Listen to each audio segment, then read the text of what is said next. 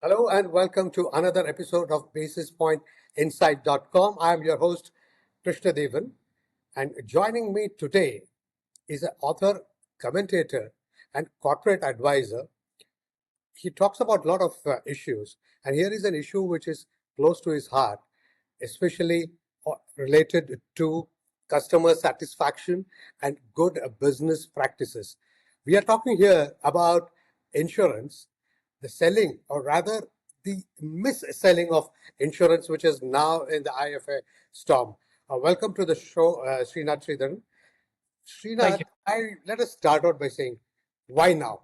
This has been on for some time now. Why now? So I think the only other person who can answer it is who raised it, the RBI and the minister. Minister, while addressing, I think the post RBI board meeting, also spoke about mis-selling. But as a citizen who even, forget an informed citizen, a citizen who reads newspaper in India for the last 20 years would know enough about insurance mis-selling. And also within our own family and friend circle, we know each of us have been lumped with some product we did not need by banks, and as well as challenges that we face in receiving claims from insurance companies. So, in that sense, I share the same questions. Why now? But if I look at it optimistically, better than late than never. Will it solve for all of these? I don't know. Is it only for a narrative and an optics? I really don't know. I hope that customer centricity really guides all actions of our financial regulators. Right. So let's not get into the timing part. Fair enough. It's a good thing. At last, we have somebody on the consumer's side. But how does this whole definition of mis-selling tighten what has been happening so far? See, let's take some instances. Today, most of the banks, if you want to even open a savings account, you're kind of sold securities, demat account, you're given something else, insurance or an attachment product. If you take a loan, you're always given a life insurance cover as well. This is what I would call as coercive action, as well as it is not informed choices, right? Does the customer truly have a choice to get that loan without having that? Or does he have a choice of opening a savings account without necessarily having even a relationship manager? So, in the name of giving a perk or a privilege, are we denying them of what they want and not give them what they only want that? So, I think that could be a simple way of defining mis-selling.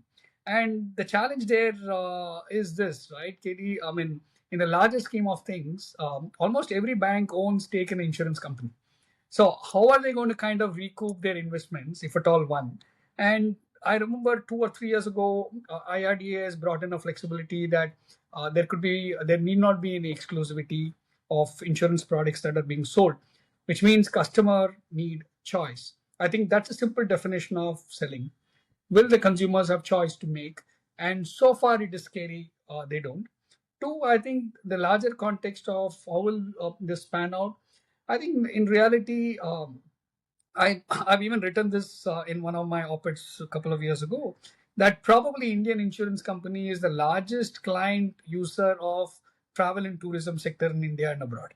Or probably I've also said that Apple India probably has benefited from benevolence of Indian insurance companies for all their R&Rs and rewards. So the point is, will the customers benefit? I think that's what we should speak about. All right. So let us just move a bit away from insurance. What about mutual funds then? There's been something happening there too, isn't it? See, that's true. If you look at the famous IRDA SEBI spat 20 years, I think 20 years ago, of how to classify ULIP and whether it is domain of IRDA and SEBI, let's look at the human beings. I think all of us, not just human beings and even institutions, have only three financial needs in a large bucket. One is what I call lending. They need to borrow for a reason. An individual will need to buy a house, a bike, a car, whatever. All of this come under RBI, lending. And then we all invest for a reason, which means we are parking our assets under various asset classes. Corporates keep their treasury operations, and bulk of them would come under SEBI investments. And the third one is we all need to protect ourselves, our health, our factories, our homes, all of that health. So that all comes under what is known as protection product. Insurance is largely a protection product. But in the last 25 years of IRDA's existence, that insurance has been missold as an investment product, and so is mutual fund in a lot of aspects. The risk ability of every single customer today, with all the large data sets and computing power, can be made in such a way that, okay, for KD, this is the product I can sell potentially, or this is the product I should not sell. But in the era of relationship banking, every bank has tried to map customers, and all of us get calls, right, on a regular basis saying, "Sir, this is it." And almost next month is a crucial month, March. Almost every RM has a target to match, and they would call. So I think if we can segregate this LIP, lip, but unfortunately, so far we have played only lip service, not lip. If we can stick to that clarity of definition, saying you will sell if customer wants, but not cohorts. How are how is a bank or a lender any different from a coercive black marketeer lender when they're going to extract their pound of flesh, when that's not part of the borrowing agreement? Right. So let us come back to the whole thing that if really there is a sincere effort to make customer the king and ensure that she or he gets the right product, why are we enforcing it from 1st April? Why not 1st of March itself? Let it roll so that at least psychologically we know, okay, there are no targets. We are taking cognizance of the fact that March 31 is not sacrosanct for us. And here is it, we want to roll it now. So I think very practically, operationally, we will need to give each of these banks unbundling time. They need to unbundle it in their system, targets, all of those. So I think April 1st is a good one. I would be very grateful to the government if they can push forward and ensure that a strict enforcement action. And I think all regulators should also follow the same. In the last 25 years of existence, or slightly more, of the IRDA, there has not been a one single large penal action on any of the large insurance companies at scale, saying that in supervision, we found so many customer complaints coming in your company's name. How are you fixing it? Nothing, right? At least RBI in one or two instances has taken large scale punitive action for mis-selling. But this will be the true test going forward in the next financial year, as the regulators actually going and taking large scale action and not penalizing them 10 lakhs and 20 lakhs, which even a decent lawyer charges more money to interpret those circulars and letters than the actual penalty. I think that is something that the regulators have to get serious about. And more importantly, it doesn't solve itself, KD. The true trust in insurance product will be built only when the insurance payout happens on time, with the committed guarantees, and on time every time. Today, we all know anecdotally or even with personal experiences that we really don't get 100% of what we expect to be paid out as per the policy statement in health insurance. And most of the hospitals actually charge a 20 to 25% premium if you're a health insurance customer cashless, right? Do you think government doesn't know it? Of course they would know it. Do you think our regulators don't know it? No, of course they will know it. The challenge is they're all part of FSDC. Can they take it as a consumer-centric urgency and solve for it structurally? I think that is when we will be seeing true results. Announcements like this are great, but follow-up action is also important. Okay, coming to this whole relationship banking, which we have talked about, there is virtually no relationship because most of the sales happen through DSAs. All right, the DSA has her or his own target. The relationship manager has got her or his own target. And in between these two, the customer falls. So how will this get actually implemented? Because everybody seems to be working to a different agenda. So I think I want to ask a simple question to our listeners, and I want to figure out how many of them have similar anecdotes. Let's say you get a credit, an average credit, which is more than your average balance, the usual credit term, apart from the salary and all of that. Within 2 days, you get a call from an insurance company or a wealth management company or an asset management company offering you a solution. And I still wonder, how is it that a third party gets access to my private information in a bank? Of course, none of them claim to call on behalf of the bank or partner with the bank. Yet there is a huge data leak.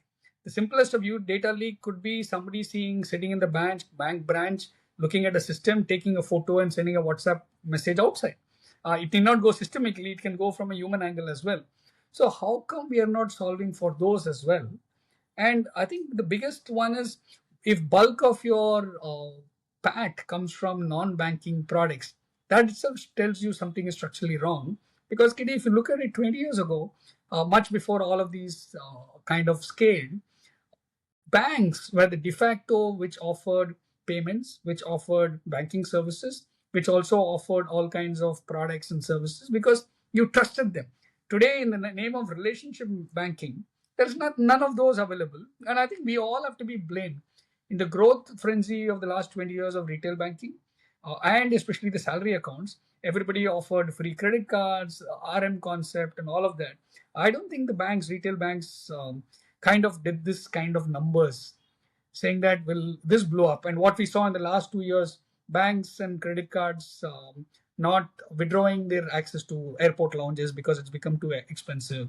So we will have to say no frills account, but it doesn't need to be like literally bare bones. Can you The banks have to figure out who is the customer, and if the customer says do not disturb me, how to solve it. And I can give you my personal anecdote. With two of the large private banks I deal with, I've actually asked for D&D, and it's been years that they're still not able to solve it. With one bank, I've even attempted actually withdrawing all my money and left 50,000. That's it. And I think they had revenge on me by still continuing to give me an RM. So I think it's more about the banking mindset. And now, thankfully, with the regulatory pressure, they would probably heed attention to it. So far, they've not understood the customer or bothered about it. All right. Srinath, let me bring another aspect of this whole situation. While, yes, this is a great move to protect consumers, what about the banks and insurance companies? Banks go to public sector banks, that is, they go to the government and seek recapitalization. The finance ministry tells them, go to the market. The market is nobody's friend. They ask for profits and then accordingly value them. Now, profits have not been coming from lending, right? Lending is not going off the way it is supposed to have been. So where do they go? Then they have to sell products. Now you are telling them, please do not sell these kind of products. You are mis-selling them. Where do they go? That is one part. The second part, let us also look at it.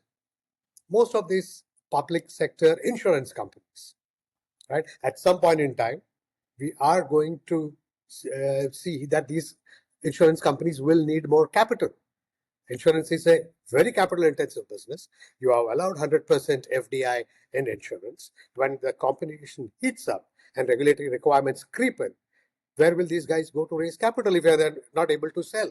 So it's kind of a very funny situation. Don't mis-sell, great, fantastic. Where do these guys go? Banks have been a fantastic sales structure for insurance companies. They leaned heavily into them and sold. Now what do you do? Where do these guys go? So I need to give an analogy of the Western world banks, right? I mean, in the Western world, the banks typically, the Western world and the developed nations, while India is also one, but our banking behavior is very different.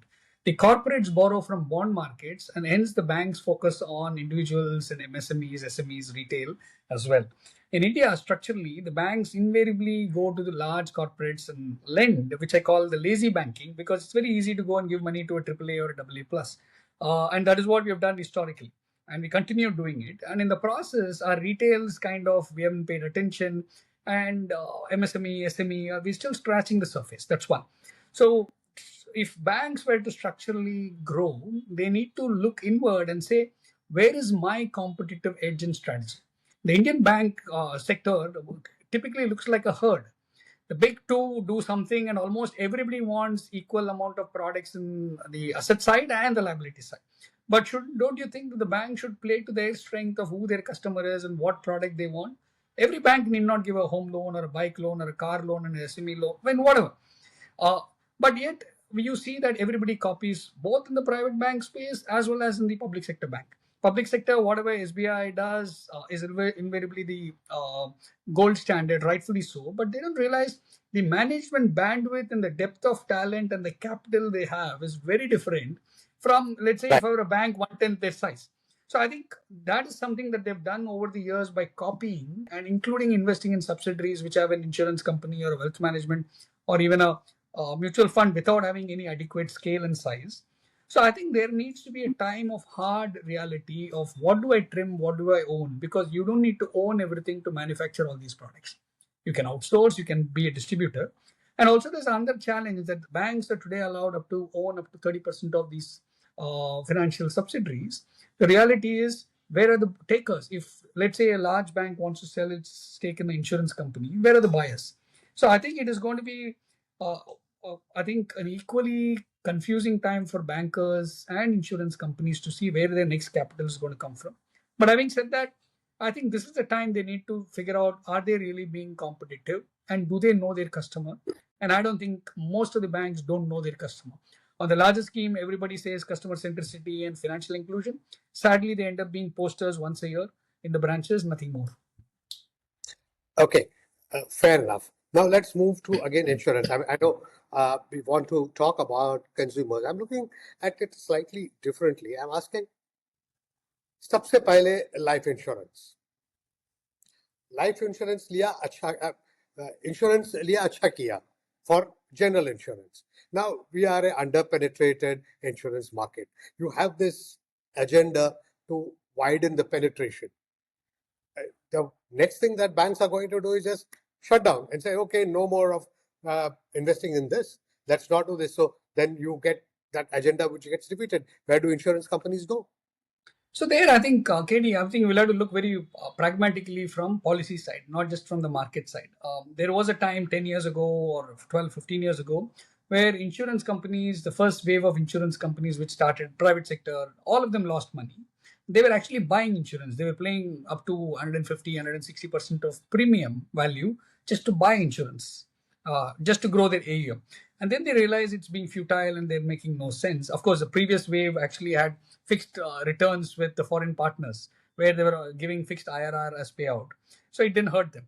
But the reality is, if you're selling insurance, it's a long tail protection product where if you don't have the wherewithal to survive 7 to 10 years without profit, just don't be in that business. And that's a reality. So somewhere we have made it glamorous and sexy investment to get into, and I think that's a challenge because somebody is going to pay for it. I mean, with in terms of a loss. Two, I think more important, I think you can't sell insurance without proper, I think, the claims processes being transparent and sustainably predictable. Today, ask any corporate about how do they solve their general insurance claim. Most of them will say they will file a case, they will go to an arbitrator because it's become messy. You ask individuals whether they're getting their health insurance on time, the chances are no. So I think this is a great opportunity because for the first time, the three large financial regulators are headed by bureaucrats who have spent time and who come from finance ministry. So unified agenda can be driven, and that's a hope for consumers. But well, having said that, it is not as if they were not aware of these problems going back many, many years ago as well. But this is a great opportunity because they understand and probably have the political backing as well to clean the system and to get it right. Right. Okay. Now let's come back to the consumer. I am offering consent at a click. One signature, many products. You get, I just say products or I say investment and everything comes under it. Now the draft norms by the RBI says you have to unbundle them, seek individual consent. So what happens to the culture in branches? What are the things that the banks will have to do with their apps? See, I think first of all, most of the banks, sorry to say, are doing app, which is again a FOMO. Most of them have apps which don't work. The private sector have got it right. SBI has got it right. Otherwise, a lot of people are still struggling with banking app. And I think that's a challenge of, I think this is also a challenge of wrong measurement or target setting, right? They would have been told, I need 200 downloads of apps, 2000 downloads of app every day, just go getting. And everybody is running around getting those targets. And which is what at some point cracks. No different from insurance targets or mis-selling. I wouldn't call them mis-selling target, but culture kind of allows you to mis-sell as long as the numbers are being met and everybody goes to Singapore and Hong Kong and Dubai for R&R. So I think they will have to go back and say, now let me redesign. Because anyway, why this rule? Anyway, with DPDP, they would have had to go back and rejig their entire consent framework. whether it was a paper consent or digital consent, they will have to take specific consent, frequency based, and also tenure based. So how can I store your data and use your data, and for what, and for what not? So I think it'll be very meaningless if the sector comes back and says that is finding it difficult. They don't have a choice but to comply. And if that will slow down their target, so be it. But which also means that it will now be the onus on the management of each of these institutions to say, what is my competitive strategy so that I stay profitable, and I will have a story to go and raise capital, whether from a private sector or a PE or even the government. They need to have a story to raise capital. Right. So, okay, let me come back to yet another aspect of this whole digital banking process. How do we ensure that customers don't get nudged into buying unwanted products? I myself sometimes just go and do things by just clicking. Yeah, but I think that won't change, and this is where I think I'm hoping that well, we will have a few hundreds or few thousands who might get into such a scenario in the coming months. That's a reality. Until the regulatory supervision, I'm hoping that in the next fiscal's regulatory supervision of the RBI, it will flag off a lot of those and pick it up with a specific prime agenda that mis-selling is not allowed, and what are the banks doing about it. But by that time, it will be September, October before we see. And I'm also hoping that IRDA equally strengthens its supervision of insurance companies, saying who are the agents, the corporate agents of those insurance companies, be it the banks selling, and are the banks actually selling it right way, the corporate agents, and are the customers getting the fair value? Nothing stops from these regulatory bodies to doing the what do you call literacy programs for the customers, and probably doing even a mystery shopping, asking customers for feedback. I think if we are very serious about change and to change the culture of mis-selling, we need to take very drastic steps. This is like a virus or a cancer that's grown over 20 years. So essentially, Sridhar, are we saying that hopefully these directions will move Indian banks becoming genuine financial advisors, or do you think that this will simply force them to become careful salespersons with better paperwork?